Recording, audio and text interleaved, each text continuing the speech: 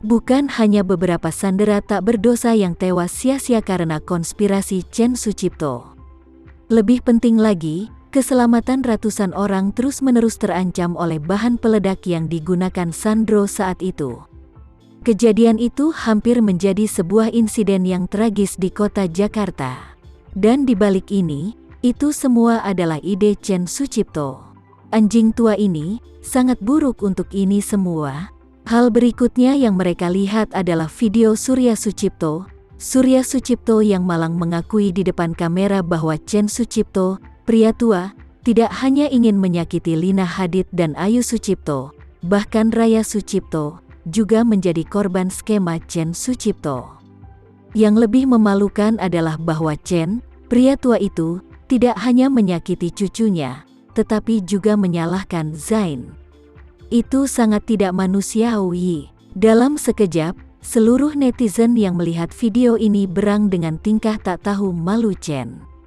Netizen ini segera menjadi bagian dari propaganda crack, meneruskan video eksplosif ini ke semua teman dan keluarga mereka. Dalam sekejap, lalu lintas ke video ini meroket ratusan kali lipat. Hanya dalam 10 menit, puluhan juta orang sudah menonton video tersebut.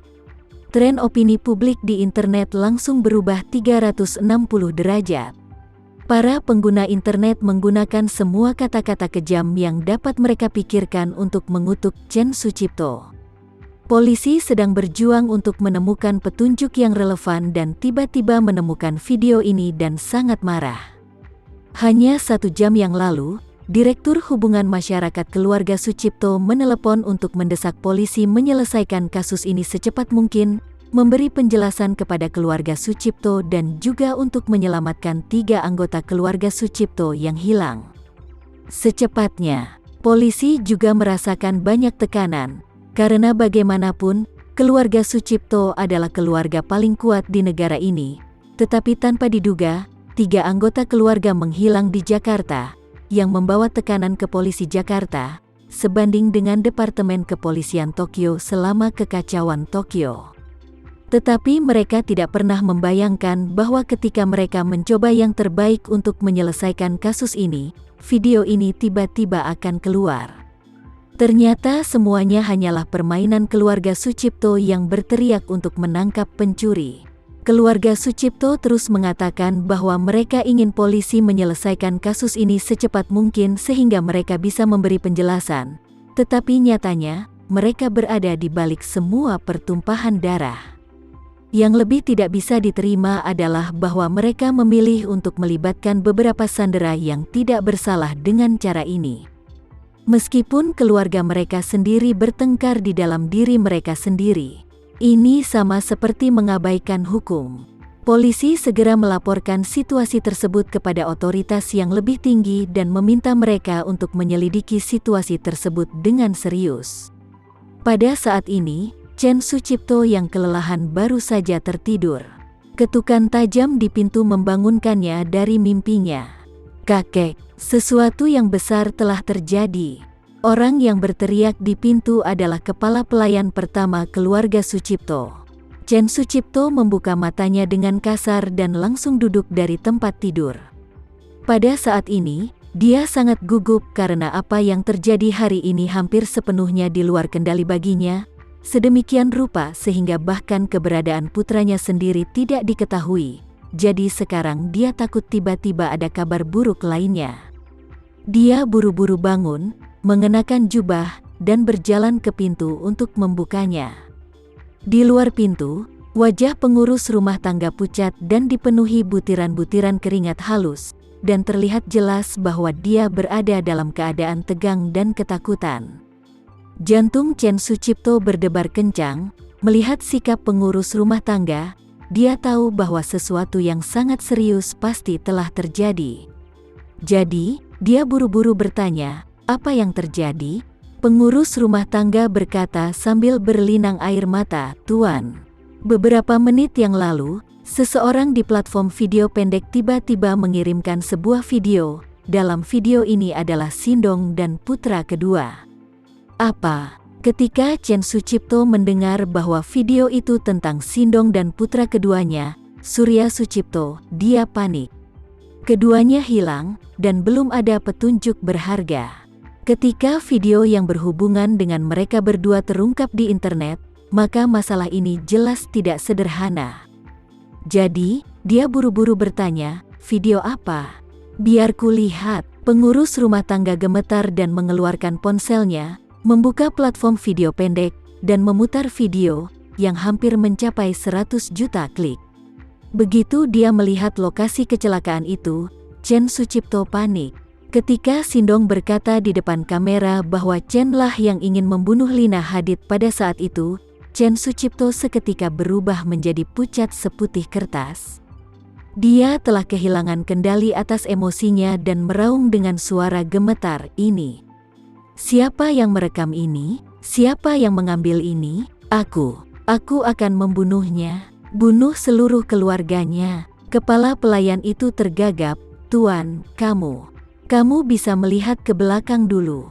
Chen Sucipto tanpa sadar menelan ludahnya dan terus melihat ke belakang.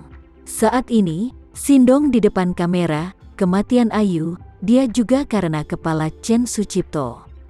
Dan orang yang merekam video ini pasti orang yang bekerja melawanku di belakangku. Kepala pelayan pertama berkata, "Tuan, putra kedua juga ada di tangan orang misterius ini." Begitu kata-kata keluar dari mulutnya, video itu juga beralih ke bagian Surya Sucipto. Dalam gambar, Surya sama menyedihkannya seperti yang dia bisa. Dia adalah pria gemuk setengah baya berusia 50 tahun, tubuhnya ditelanjangi menjadi sepasang celana, dan disiram dengan air dingin, dan kepalanya ditutup dengan es. Dan ekspresinya mengerikan, penuh ketakutan dan permohonan, di mana masih ada sedikit aura putra kedua keluarga Sucipto, benar-benar seperti pria paruh baya tak berguna. Hati Chen Sucipto tidak bisa menahan sakit hati. Bagaimanapun, itu adalah putranya sendiri, dan setelah putra sulung ditinggalkan sendirian, putra kedua ini telah menjadi orang terbaik dalam pikirannya untuk menggantikannya. Namun, begitu Surya membuka mulutnya di video, hati Chen Sucipto untuknya menghilang tanpa jejak. Beberapa saat kemudian, dia seperti gunung berapi aktif yang meletus, menderu-deru dalam amarah binatang ini. "Beraninya kau mengkhianati ayahmu demi kemuliaan? Aku Chen Sucipto menjadi sangat emosional sehingga dia tidak bisa berdiri, dan tubuhnya jatuh ke satu sisi dalam keadaan linglung. Kepala pelayan dengan tergesa-gesa melangkah ke depan untuk menggendongnya, dan berkata, "Tuan, apakah kamu baik-baik saja?" Chen sangat marah sehingga dia bahkan tidak bisa berbicara. Tiba-tiba terjadi pasang surut di dadanya. Melihat bahwa dia dalam keadaan ini, pengurus rumah tangga dengan tergesa-gesa mengeluarkan walkie-talkie dan berteriak, "Dokter, Tuan tidak baik sekarang. Kemarilah." Kren bernapas cepat dan berkata dengan susah payah, cepat dan bantu aku duduk di sofa." Pengurus rumah dengan tergesa-gesa membantunya, dan dengan hati-hati membantunya ke sofa. Setelah Chen duduk, pengurus rumah tangga dengan tergesa-gesa membantunya menggosok dadanya ke belakang dan depan. Pada saat ini, dokter keluarga juga bergegas, memegang kantong oksigen dan pil cepat di tangannya. Dokter dan pengurus rumah tangga bersama-sama setelah Chen Sucipto meminum pil, membantunya menghirup oksigen, yang membuat kondisinya sedikit lebih baik. Saat ini, Chen penuh amarah. Dia mengepalkan tinjunya dan mengertakkan giginya. Ini karena seseorang dengan sengaja ingin merusak keluarga Sucipto, atau sengaja ingin menjebakku sampai mati. Pengurus rumah dengan cepat berkata, "Tuan, biarkan ini sendiri. Bagaimanapun, tubuhmu adalah hal yang paling penting, jadi Anda tidak boleh marah." Sekian dulu ya video kali ini. Kita lanjutkan lagi videonya di lain waktu. Oh iya, bagaimana menurut kalian? Semoga bisa sedikit menghibur kalian semua. Untuk teman-teman yang baru nonton, jangan lupa subscribe ya, hehehe. Dan kalau teman-teman ada yang ingin gabung langganan, bisa langsung gabung saja untuk dapat fitur yang menarik dan sedikit membantu Mimin. Terima kasih banyak sudah menonton, sampai jumpa lagi, bye bye bye.